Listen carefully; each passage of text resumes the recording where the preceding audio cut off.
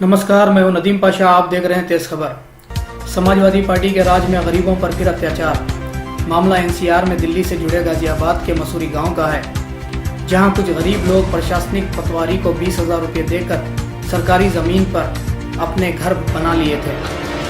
घर बनने के बाद पटवारी ने इन लोगों से और रुपयों की मांग की, जिसमें ये गरीब लोग उसकी मांग को पूरा ना कर सके। इस कारण पटवारी ने सरकारी आदेश का हवाला देते हुए इनके घरों पर बुलडोजर चला दिया, जिससे मासूम गरीब परिवार को अपने 10 बच्चों के साथ खुले आसमान के नीचे कड़कती हुई ठंड में रात गुजारनी पड़ी।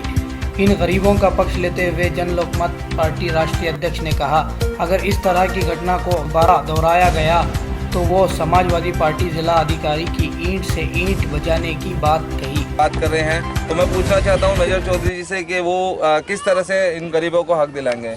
जी देखिए, यहाँ ये मसूरी ग्राम के अंदर एक कॉलोनी है, डहर बोलते हैं इसको। इस डहर कॉलोनी में आकर के यहाँ के समाजवादी पार्टी की सत्ता में जो अधिकारी हैं, पटवारी हैं, वो इन लोगों से, गरीब लोगों से पैसा लेकर के जाते थे, इनके मकान बनवाते थे।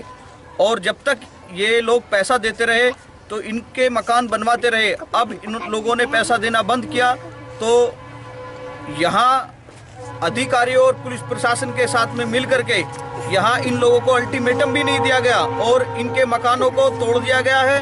कई बच्चों के, औरतों के, महिलाओं के चोट आई है जो अभी भी हॉस्पिटल में हैं। और अगर अब की बार डीएम गाजियाबाद के माध्यम से या पटवारी के या किसी भी यूपी शासन के माध्यम से इन लोगों के साथ में अत्याचार या उत्पीड़न किया गया तो मैं जन लोकमत पार्टी के माध्यम से ये चेतावनी देना चाहता हूँ यूपी सरकार को, गाजियाबाद शासन प्रशासन को, कि जो अब से पहले हुआ सो हुआ, लेकिन अब की बार अगर उन लोगों ने इधर देखा भी तो हम उनको, प्रशासन को ईंट से ईंट बजा देंगे और किसी भी रूप में इन गरीबों पर अत्याचार, अन्याय नहीं होने देंगे।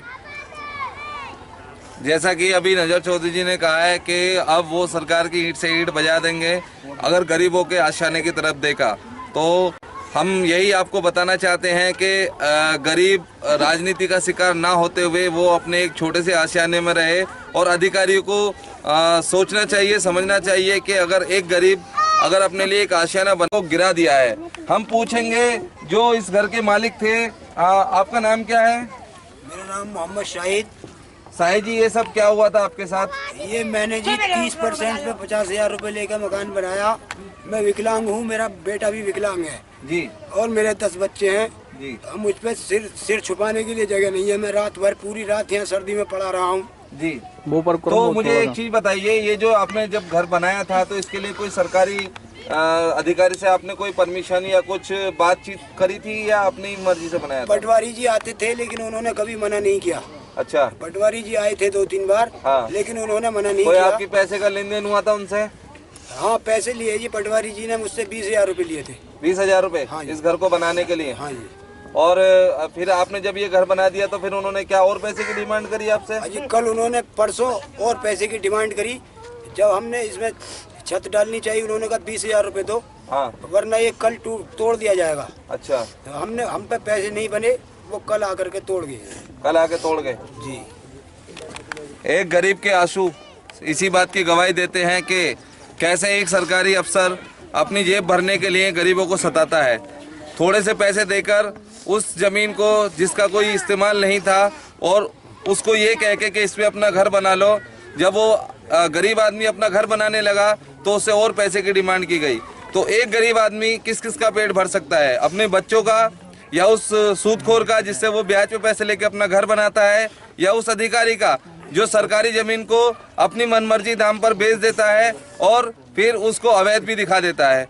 तो हम आपसे पूछना चाहते हैं कि क्या इन गरीबों का यही कसूर है कि ये जिंदगी भर अपने बच्चों के पालन पोषण करें, या फिर उन सूदखोर, उन अधिकारियों का पेट भरें जिनका सरकार से अच्छी खासी तनख्वाह आती है और जिनको सरकार की हर फैसिलिटी मिलती है? मैं आसुमन चौधरी, कैमरामैन नदीम के साथ, तेज खबर। जय हिंद।